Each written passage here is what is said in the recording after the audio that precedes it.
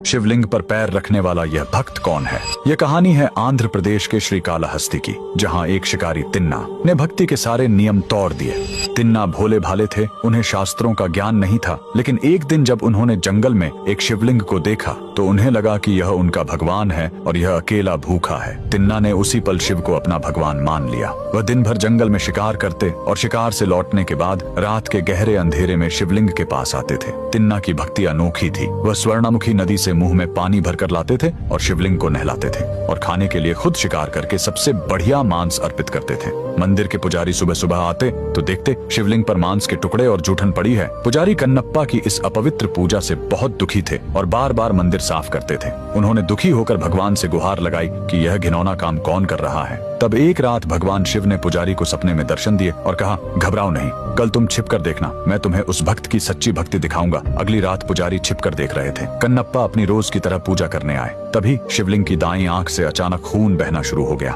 कन्नप्पा घबरा गए। उन्होंने जड़ी बूटियां लगाई, लेकिन खून नहीं रुका। अंत में उस अनपढ़ भक्त को एक ही रास्ता सूझा, आंख के बदले आंख। बिना किसी दर्द या संकोच के उन्होंने अपना तीर लिया और अपनी दाईं आंख निकालकर शिवलिंग की आंख पर लगा दी। चमत्कार, खून तुरंत रुक गया, लेकिन तभी शिवलिंग की बाईं आंख से भी खून बहना शुरू हो गया। कन्नप्पा समझ गए कि अब उन्हें अपनी दूसरी आंख भी देनी होगी, मगर उन्होंने सोचा, दूसरी आंख निकालने के बाद मैं देखूंगा कैसे कि आंख को सही जगह कहाँ लगाना है। तब उन्होंने अपनी दूसरी आंख निकालने से पहले शिवलिंग की आंख पहचानने के लिए अपना पैर शिवलिंग पर रख दिया। भक्ति के इस चरम बलिदान को देखकर पुजारी की आंखें फटी रह गईं। भगवान शिव साक्षात प्रकट हुए। उन्होंने कन्नप्पा को गले से लगाया और उन्हें मोक्ष प्रदान किया। जिस जगह कन्नप्पा ने यह बलिदान दिया वह आंध्र प्रदेश का श्रीकालाहस्ती है। इस जगह का नाम यहाँ के 3 पुराने भक्तों पर पड़ा है। श्री यानी मकड़ी, काल यानी सांप और हस्ती यानी हाथी, जिन्होंने यहाँ स्वर्णामुखी नदी के किनारे स्थित वायुलिंगम की पूजा कर मोक्ष पाया था। कन्नप्पा का बलिदान जिस जगह पर हुआ वह वायुलिंगम मंदिर के बगल में है और इसे कन्नबेश्वर पर्वत कहा जाता है। यहीं कन्नप्पा ने अपना नेत्र अर्पित किया था।